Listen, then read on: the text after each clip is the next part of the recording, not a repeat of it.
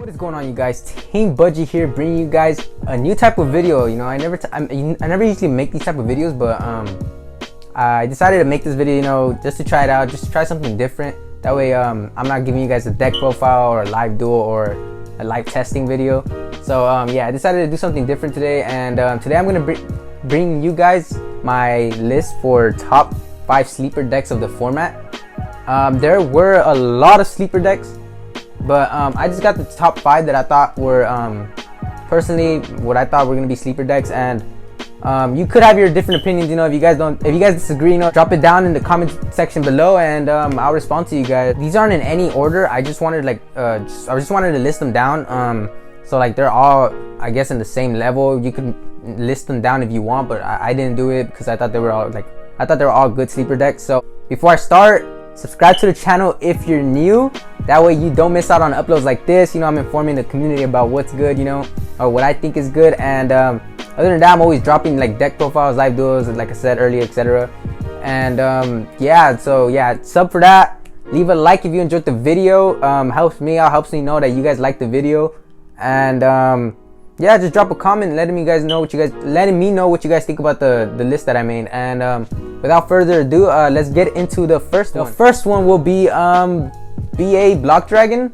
Even though they hit Glow Up Bulb and the Strudel in the recent ban list, BA Bloc Dragon are still thriving. And what's pretty good is that they could end on a pretty damn good board. Like with usually Falsadina alone is a good board, because you know, that stops a lot of decks, practically anti-meta. They could spam out 2 Saryujas, which is pretty damn good.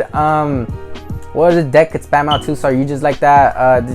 Honestly, like, that's pretty hard. People are now replacing cards such as Glow Up Bulb and the Strudel with Recover.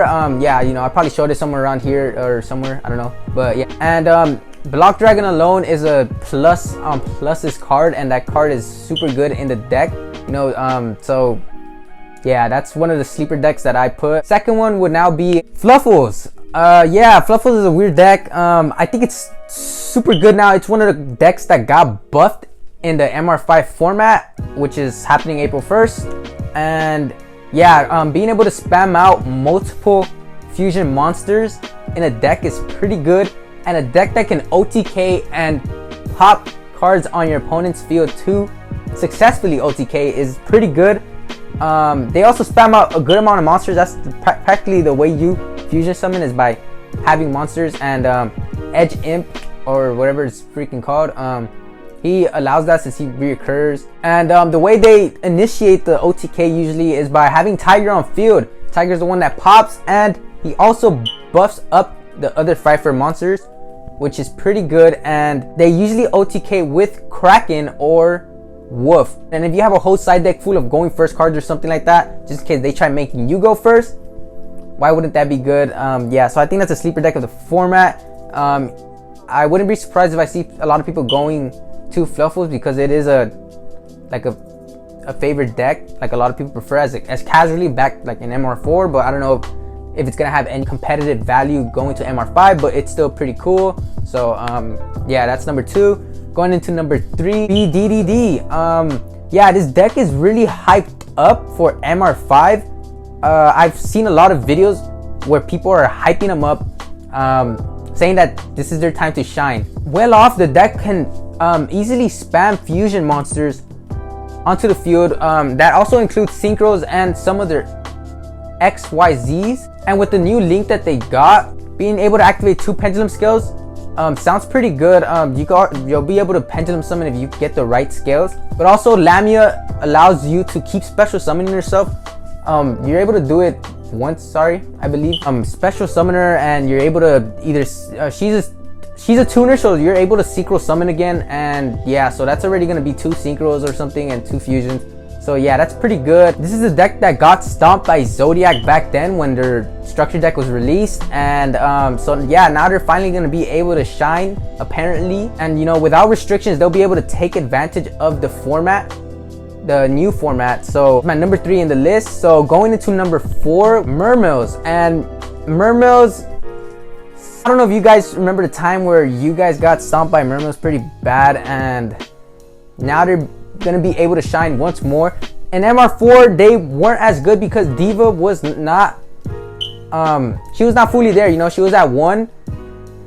And then, if I remember correctly, they made her limited, and now with this ban list that came out, she became unlimited, which is having her at 3, and that's pretty good for the deck because the deck just needed mostly 1 Diva and 1 Water Monster or something like that to get a full combo and probably looping you for 4 at their best. But if not, they'll loop you for 2 or 3. And if you guys remember the FTK format, which involved dark worlds and dangers, you guys would know that starting off with like 2 cards or something in hand is pretty tough. And on top of that, they could also end up on a spell negation due to that 1 spell card that I'm probably gonna put up right now. So yeah, that's pretty tough. And then they'll proceed to OTK you the next round. That's pretty damn good. That's why I put them in this list, because they are essentially going to be a really good deck to play.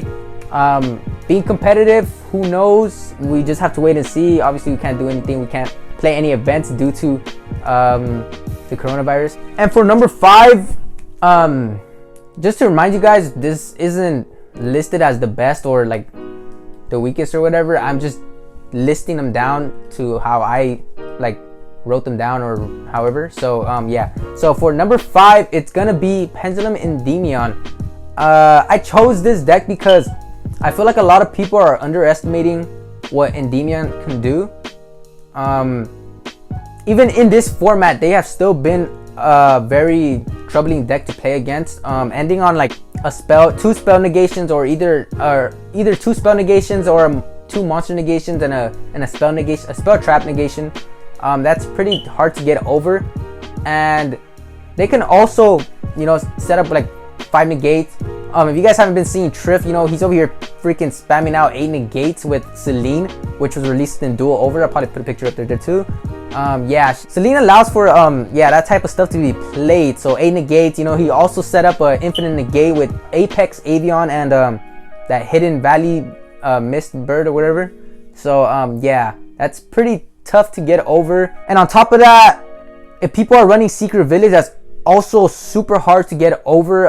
That card does not let you activate, does not let your opponent activate any type of spells, which is tough to play with because a lot of decks rely on spells, as long as your opponent does not control spellcaster type monsters. So yeah, that's hard to play against. You have to get over the beefy Endymion monsters, but also their negates. That's pretty tough. So yeah, that's kind of why I put them here. And they're able to abuse MR5 if you think about it. You know, they'll be able to spam out pendulum monsters.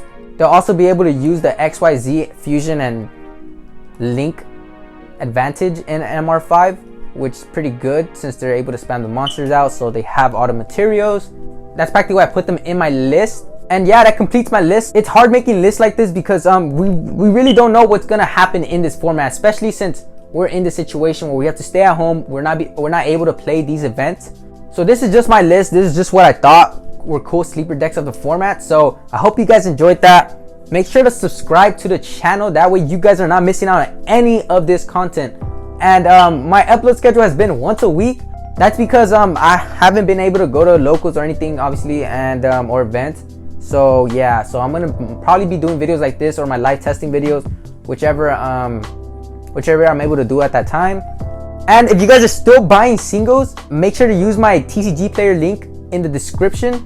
That helps me out. It helps me get a cut of what you guys are paying for the cards. And with that being said, keep it budget, and I'll see you guys next time.